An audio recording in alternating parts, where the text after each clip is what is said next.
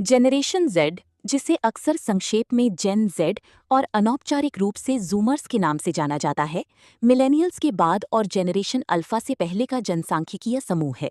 शोधकर्ता और लोकप्रिय मीडिया 1990 के दशक के मध्य से अंत तक के जन्म वर्षों को प्रारंभिक जन्म वर्ष और 2010 के दशक के आरंभिक जन्म वर्ष को अंतिम जन्म वर्ष मानते हैं, और इस पीढ़ी को आमतौर पर 1997 से 2012 के बीच जन्मे लोगों के रूप में परिभाषित किया जाता है।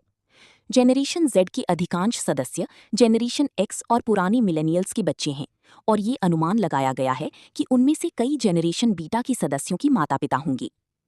2000 की दशक के मध्य से अंत तक और 2010 के दशक में बच्चे के रूप में जेनरेशन जेड पहली ऐसी सामाजिक पीढ़ी थी जो वेब 2.0 और डिजिटल तकनीक को एक स्थापित वस्तु के रूप में देखते हुए बड़ी हुई।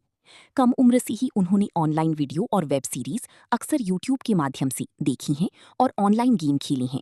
2010 और 2020 के दशक में किशोर और युवा वयस्कों के रूप में इस पीढ़ी के सदस्यों को डिजिटल नेटिव कहा गया, भले ही वे जरूरी नहीं कि डिजिटल रूप से साक्षर हों और डिजिटल या वर्चुअल कार्यस्थल में संघर्ष कर सकते हों।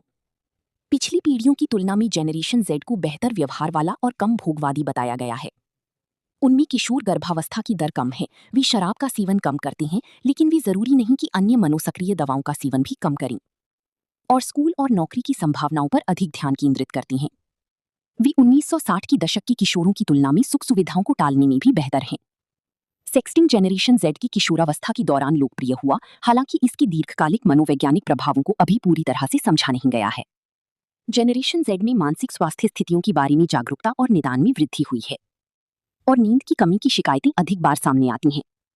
इसके अलावा 2010 के दशक के उत्तरार्ध में स्क्रीन टाइम की नकारात्मक प्रभाव छोटे बच्चों की तुलना में किशोरों में सबसे अधिक स्पष्ट थी। युवा उपसंस्कृतियां गायब नहीं हुई हैं, लेकिन वे शांत हो गई हैं। पुरानी यादें 2010 और 2020 के दशक में युवा संस्कृति का एक प्रमुख विषय है। इस बीच जेनरेशन जेड दुनिया भर की राजनीति में सक्रिय रही है।